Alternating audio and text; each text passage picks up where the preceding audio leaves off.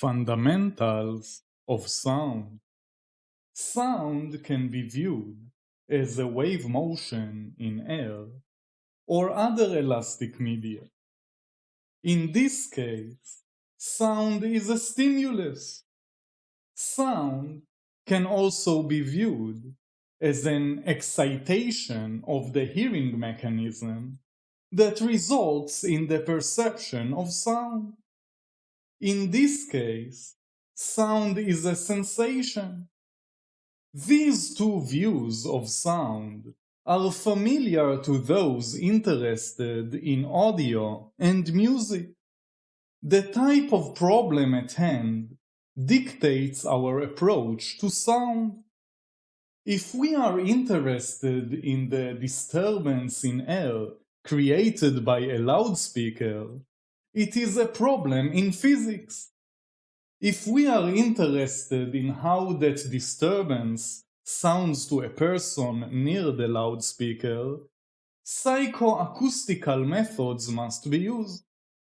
Because this course addresses acoustics in relation to people, both aspects of sound will be treated. Sound is characterized by a number of basic phenomena. For example, frequency is an objective property of sound. It specifies the number of waveform repetitions per unit of time, usually 1 second. Frequency can be readily measured on an oscilloscope or a frequency counter. On the other hand, pitch is a subjective property of sound. Perceptually, the ear hears different pitches for soft and loud 100 Hz tones. As intensity increases, the pitch of a low frequency tone goes down, while the pitch of a high frequency tone goes up. Fletcher found that playing pure tones of 168 and 318 Hz at a modest level produces a very discordant sound.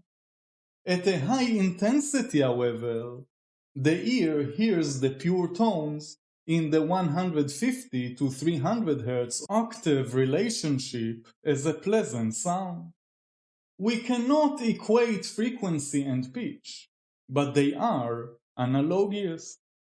A similar duality exists between intensity and loudness. The relationship between the two is not linear.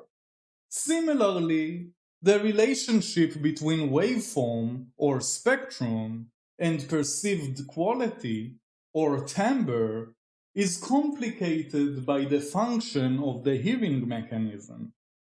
A complex waveform can be described in terms of a fundamental and a series of harmonics of various amplitudes and phases. But perception of timbre is complicated by the frequency-pitch interaction as well as other factors. The interaction between the physical properties of sound and our perception of them poses delicate and complex issues. It is this complexity in audio and acoustics that creates such interesting problems. On one hand, the design of a loudspeaker or a concert hall should be a straightforward and objective engineering process.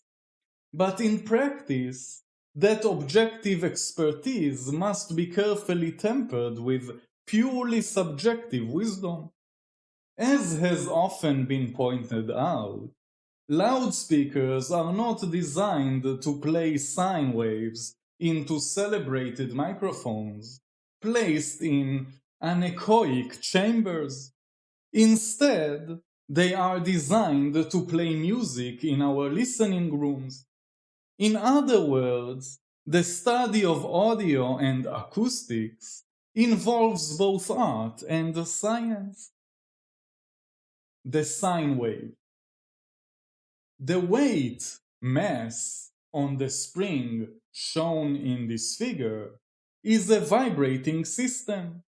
If the weight is pulled down to the -5 mark and released, the spring pulls the weight back towards 0. However, the weight will not stop at 0. Its inertia will carry it beyond 0, almost to +5. The weight will continue to vibrate or oscillate at an amplitude that will slowly decrease due to frictional losses in the spring and the air. In the arrangement of mass and spring, vibration or oscillation is possible because of the elasticity of the spring and the inertia of the weight.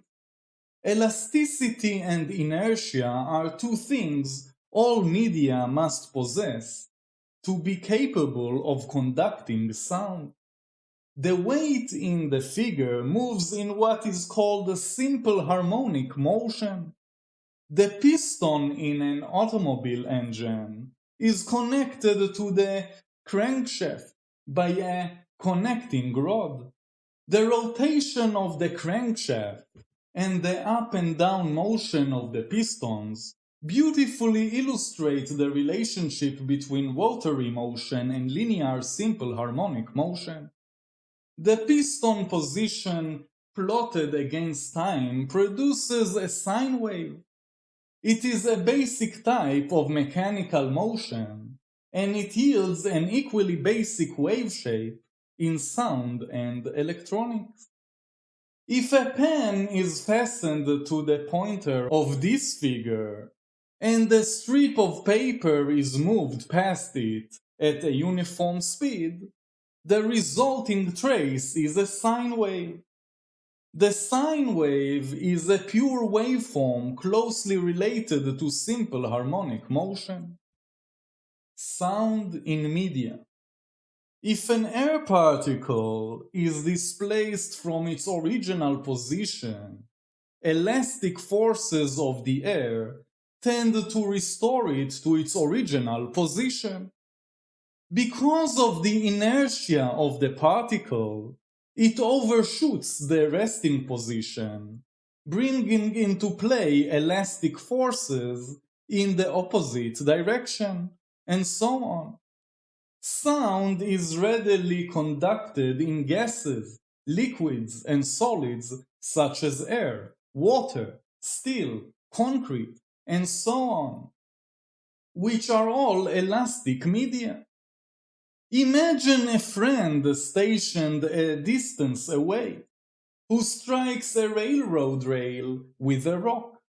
You will hear two sounds, one sound coming through the rail, and one through the air. The sound through the rail arrives first because the speed of sound in the dense steel is faster than in tenuous air. Similarly, sounds can be detected after traveling thousands of miles through the ocean. Without a medium, sound cannot be propagated.